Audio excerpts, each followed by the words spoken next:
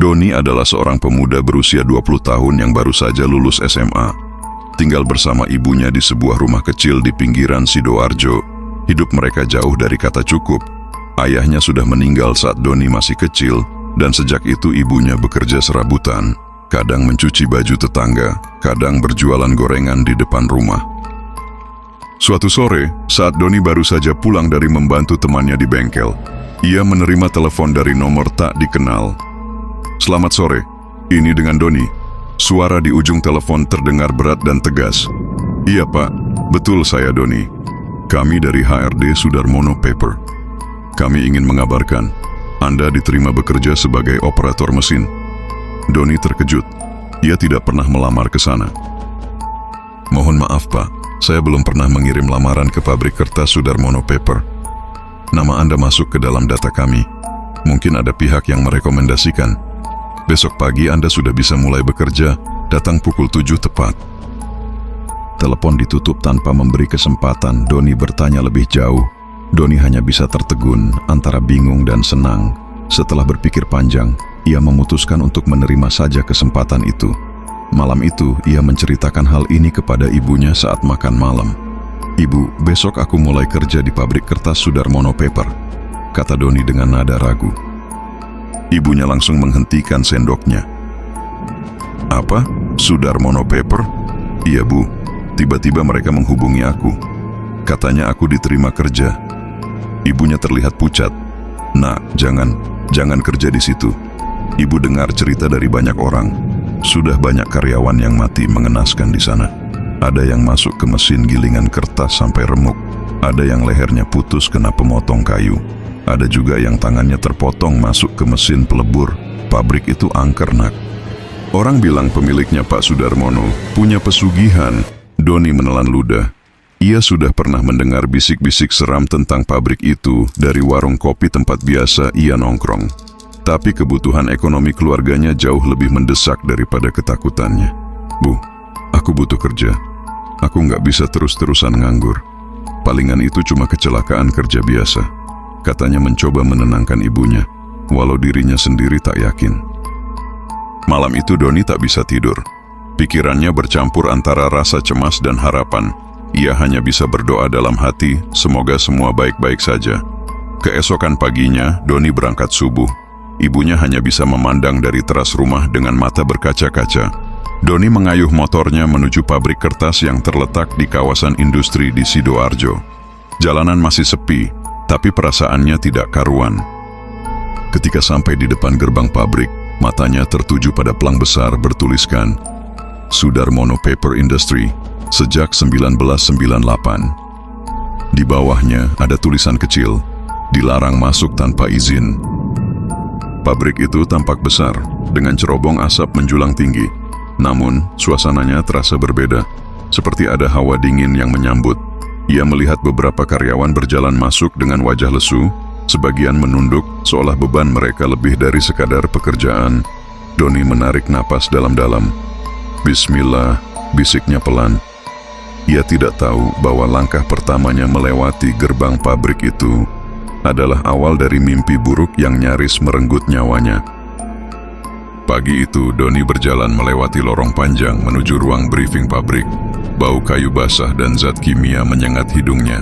Dinding-dinding pabrik kusam dan berjamur, seolah tak pernah disentuh cat baru sejak puluhan tahun. Mesin-mesin besar bergemuruh seperti monster lapar yang tak pernah puas. Seorang supervisor bernama Pak Hadi menyambutnya tanpa senyum. "Kamu Doni? Mulai sekarang ikut saya, kerja di area pemotongan kayu dan penggilingan." Doni hanya mengangguk patuh. Di matanya Pak Hadi terlihat seperti orang yang sudah lama kehilangan semangat hidup. Di area kerja, Doni melihat puluhan karyawan dengan seragam biru yang sudah pudar warnanya. Wajah mereka kusam, mata cekung, dan tubuh mereka kurus. Tak ada yang berbicara. Semuanya hanya fokus pada mesin-mesin yang menderu dan memekakkan telinga. Tiba-tiba, suara jeritan melengking menembus hiruk-pikuk bising mesin. Doni menoleh refleks. Dari ujung ruangan, terlihat seorang pekerja terpeleset. Lengan kanannya masuk ke dalam mesin gilingan besar. Dalam hitungan detik, suara krak-krak seperti tulang diremukkan terdengar jelas. diikuti semburan darah ke segala arah. Tubuh pria malang itu tersedot setengah ke dalam mesin, lalu diam tak bergerak. Doni menahan napas, tubuhnya gemetar. Ia mengira semua orang akan panik, tetapi tidak. Semua pekerja tetap menunduk, tetap bekerja. Seolah itu hal biasa. Pak Hadi hanya berjalan mendekat, lalu memencet tombol darurat. Mesin berhenti, suara berisik lenyap, digantikan keheningan yang mencekam. "Angkat!" perintah Pak Hadi kepada 3 pekerja lain.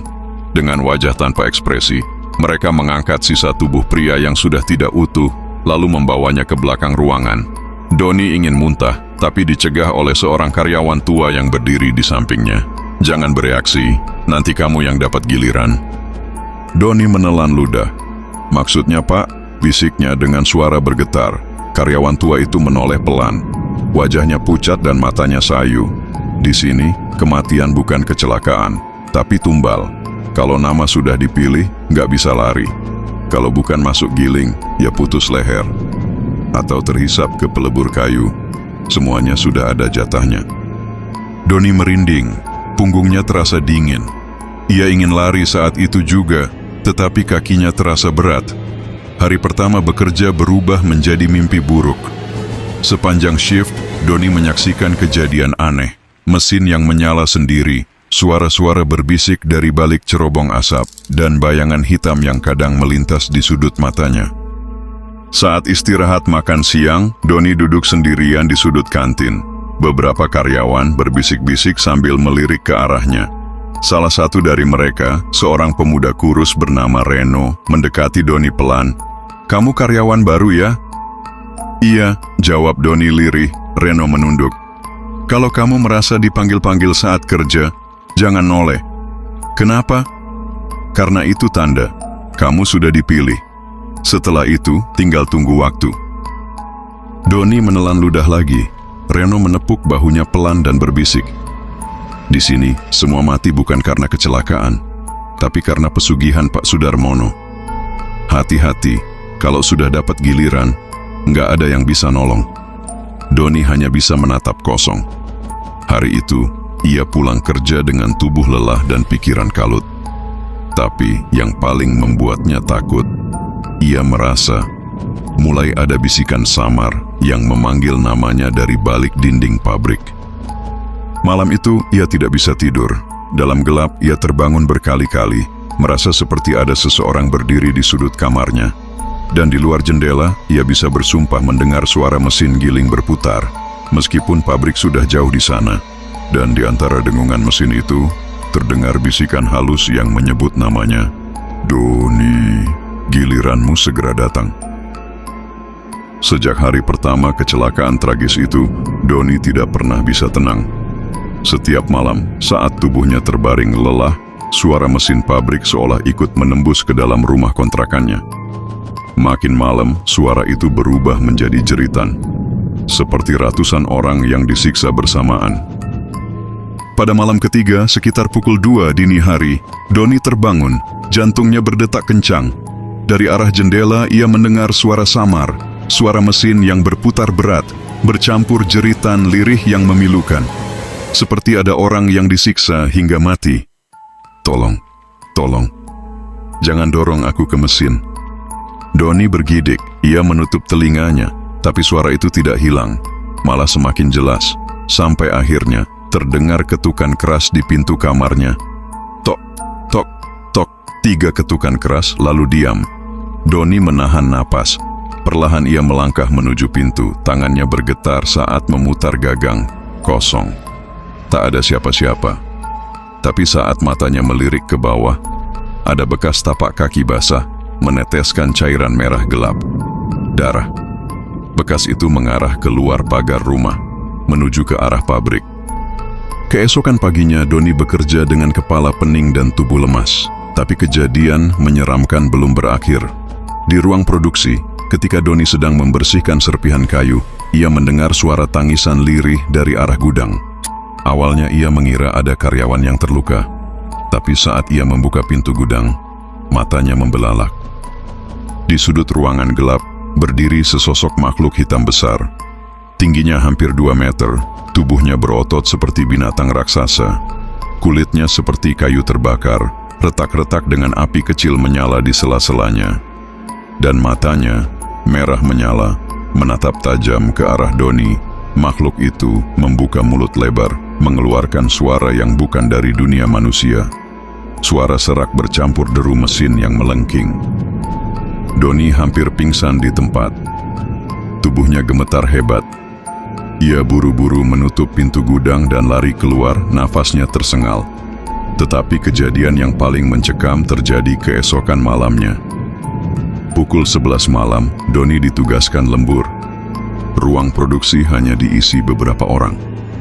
Semuanya bekerja dalam diam, seperti mayat hidup. Doni memperhatikan mesin pelebur kayu yang berputar dengan suara berat. Tiba-tiba, terdengar suara jeritan kencang. Seorang karyawan terpeleset. Tangannya tersedot ke dalam mesin pelebur. Darah muncrat ke segala arah, bercampur dengan lelehan kayu panas. Tangannya meleleh, tulang-tulangnya hancur, menguap bersama uap panas. Yang membuat Doni semakin merinding, tidak ada yang bereaksi. Semua orang hanya menunduk. "Jangan lihat," pura-pura tidak tahu, bisik Reno yang tiba-tiba sudah berdiri di sampingnya. "Apa-apaan ini, Ren? Kenapa nggak ada yang menolong?" Reno menatapnya dengan tatapan kosong. Karena itu, memang sudah waktunya dia. Setelah malam itu, Doni tidak bisa tidur. Ia mulai menuliskan semua kejadian dalam sebuah catatan kecil, berharap ini bukan hanya halusinasi. Tapi semakin ia menulis, semakin jelas fakta-fakta yang ia kumpulkan. Ia mendapati pola. Setiap tanggal 13 dan tanggal 27 selalu ada kecelakaan maut.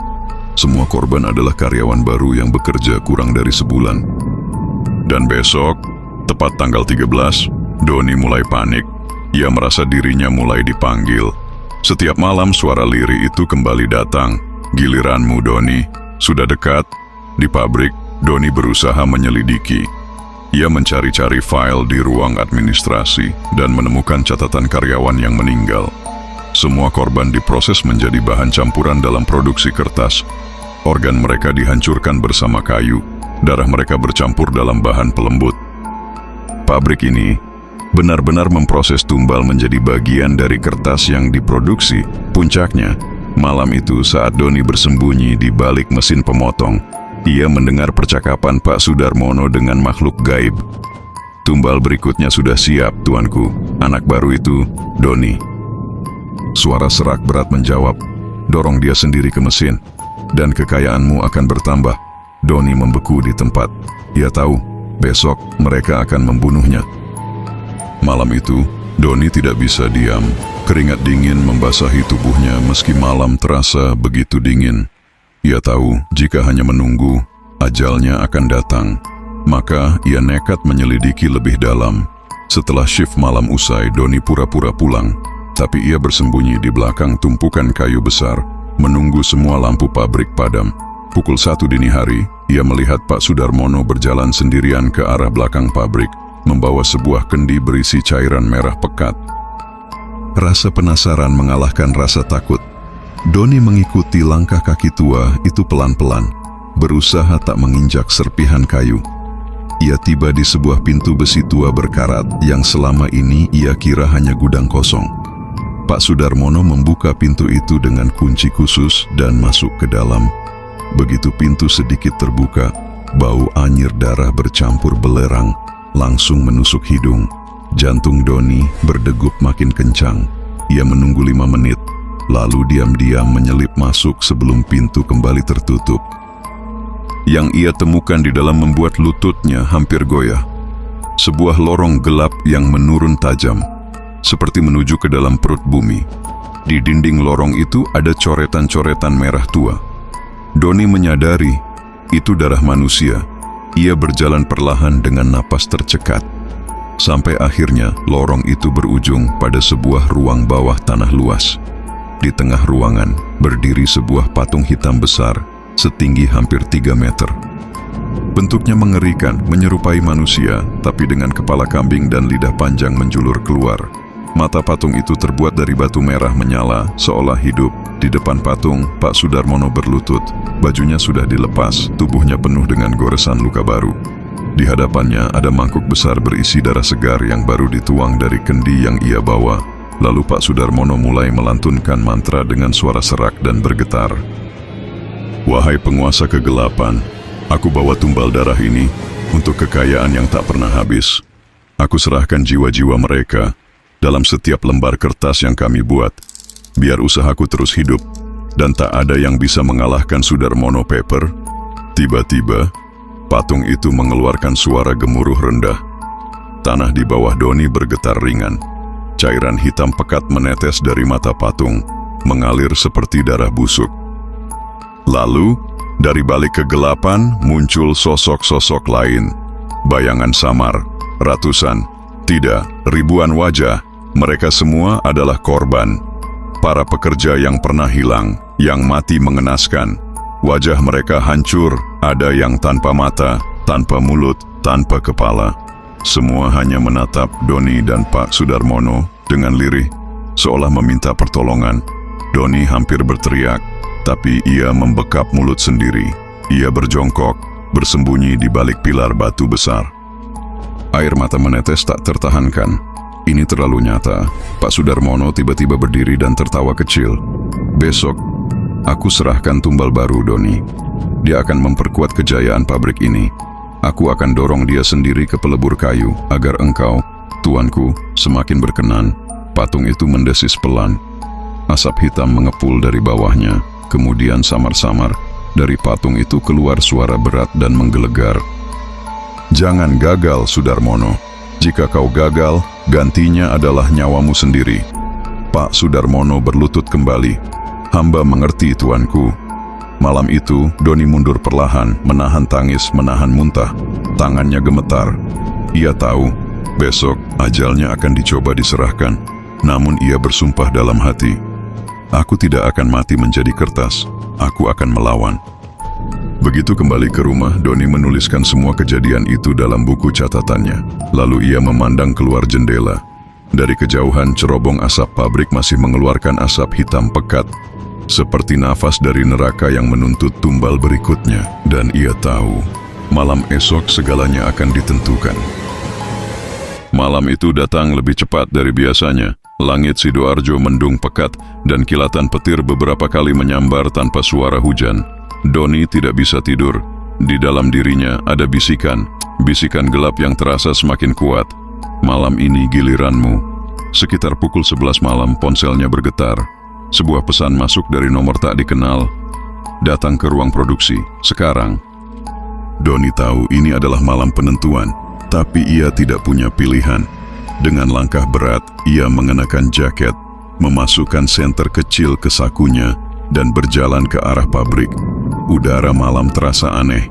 Tidak ada suara jangkrik, tidak ada suara angin, hanya sunyi, menyesakkan dada. Sesampainya di pabrik, semua lampu sudah padam. Hanya lampu ruang produksi yang menyala temaram, berkelip-kelip seperti lampu sekarat. Doni melangkah, masuk perlahan, jantungnya berdetak keras. Di tengah ruang produksi, berdiri sosok yang paling ia takutkan, Pak Sudarmono, dengan senyum dingin, matanya merah menyorot tajam, seolah bukan manusia lagi. Tangannya menggenggam sebilah pisau ukir tua yang ujungnya berlumur darah kering. Doni, suaranya serak dan dalam. Malam ini, waktumu telah tiba. Seketika, mesin pelebur kayu di belakang mereka menyala dengan sendirinya. Suara mesin itu menderu keras, memekakkan telinga. Uap panas memenuhi ruangan, dan aroma aneh, bau daging hangus bercampur darah segar, memenuhi hidung Doni. Pak Sudarmono melangkah maju perlahan. Aku sudah berjanji, kamu tumbal terakhirku malam ini. Dan setelah itu aku akan jadi raja kertas se-Indonesia. Tanpa aba-aba, Pak Sudarmono mendorong Doni dengan keras ke arah mesin pelebur. Doni terjatuh, punggungnya menghantam lantai logam panas. Tubuhnya meluncur ke bibir mesin pelebur yang berputar dengan suara gemuruh. Tepat saat kakinya hampir terseret, Doni meraih pinggiran besi mesin dengan kedua tangannya. Tapi besi itu membara panas. Kulit tangannya langsung melepuh. Darah menetes dari telapak yang melepuh. napasnya memburu. Dia menggertakkan gigi menahan sakit yang luar biasa. Pak Sudarmono berdiri di atasnya, menekan kaki Doni dengan sepatu boot ke dada. Jatuhlah, jadilah satu dengan kertas-kertas kami.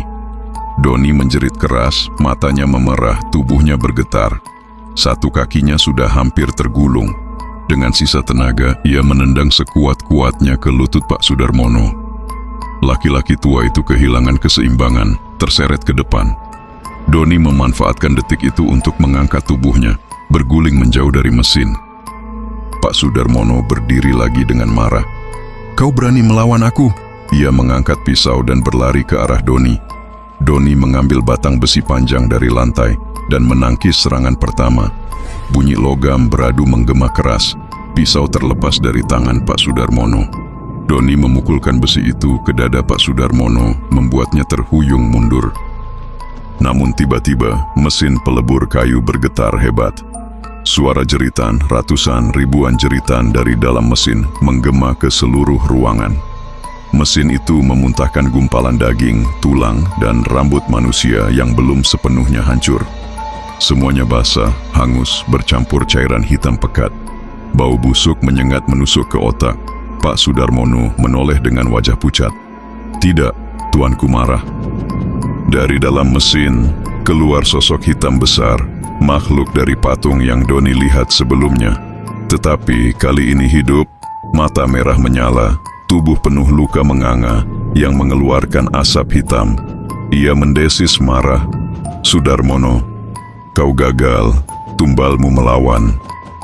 Sosok itu mengulurkan tangan raksasa yang membara dan menggenggam tubuh Pak Sudarmono. Dalam hitungan detik, tubuh Pak Sudarmono terbakar, meleleh seperti lilin, sambil menjerit menyayat telinga. Bau daging terbakar memenuhi seluruh ruang produksi.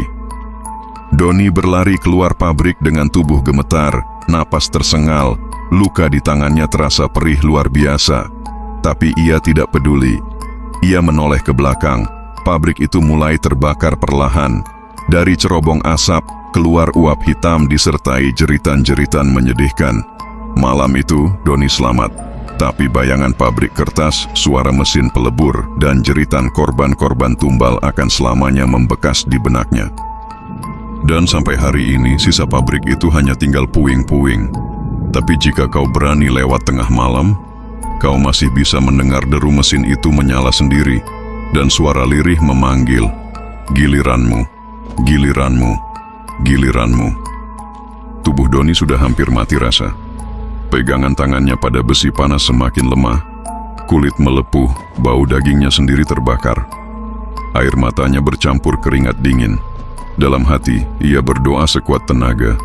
Namun tepat ketika ia hampir melepaskan genggaman, terdengar bisikan, pelan sekali, tapi jelas menusuk ke dalam telinga. "Lawan, larilah." Suara itu seperti berasal dari dunia lain, suara yang berat, parau, namun hangat. Tiba-tiba, dari belakang tubuh Doni, terasa ada kekuatan dingin yang menariknya perlahan menjauh dari mesin pelebur. Ia terguling ke belakang, terengah-engah. Tangannya yang sudah luka parah kini terasa seperti dibelai angin sejuk. Doni menoleh ke sekeliling dengan napas terputus-putus. Di sudut ruang produksi yang remang-remang, perlahan mulai tampak bayangan samar. Sosok-sosok manusia lusuh dengan pakaian karyawan pabrik. Wajah mereka pucat, penuh luka mengerikan. Ada yang lehernya terpotong, ada yang kehilangan tangan, ada yang matanya kosong tanpa bola mata.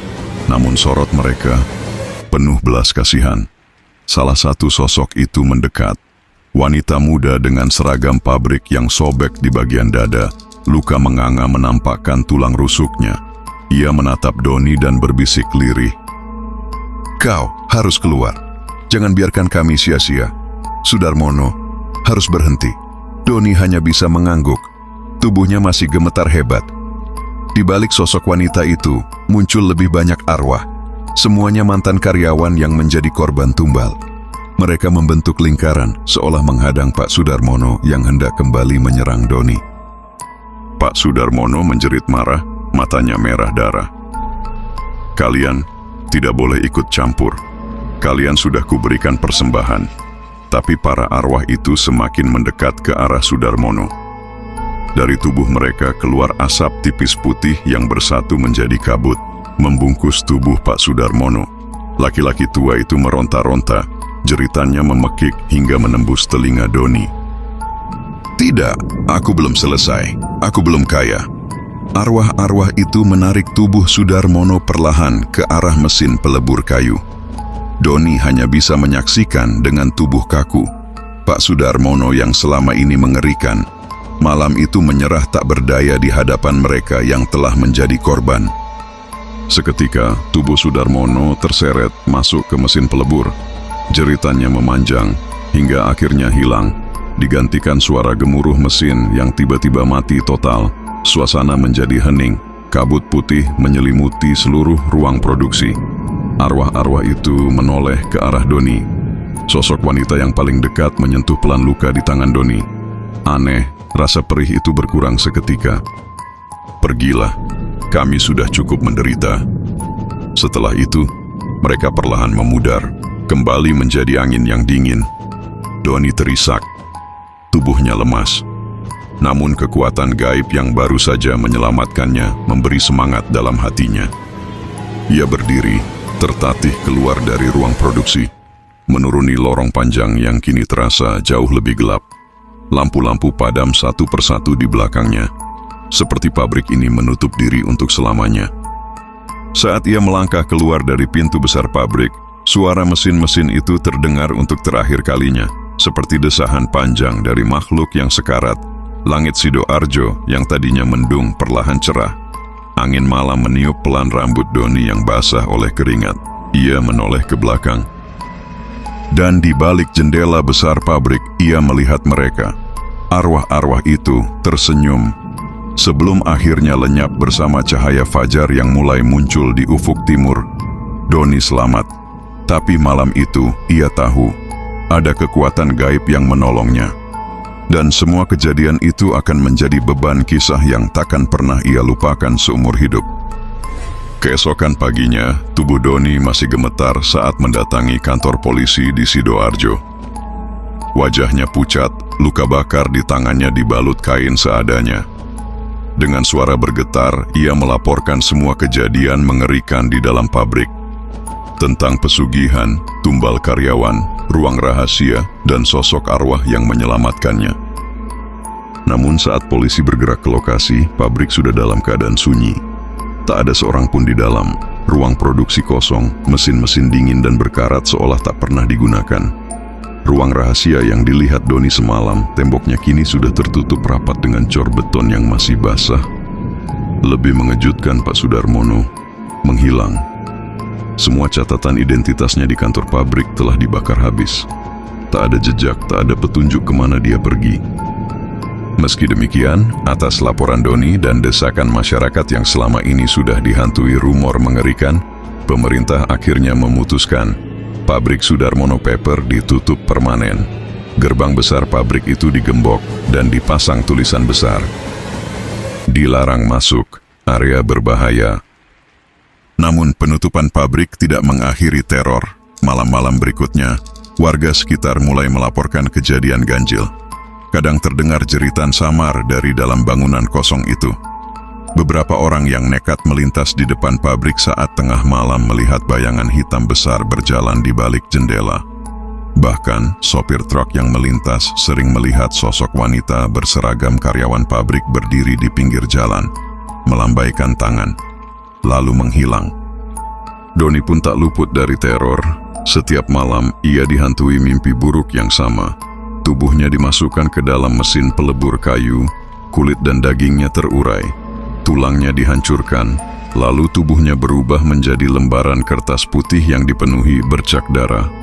Di dalam mimpi, kertas itu dipotong-potong, disusun dan dicetak menjadi buku dengan sampul bertuliskan namanya sendiri. Setiap kali terbangun, Doni selalu berkeringat dingin, napas tersengal, dan suara jeritan mesin pabrik masih menggema di telinganya.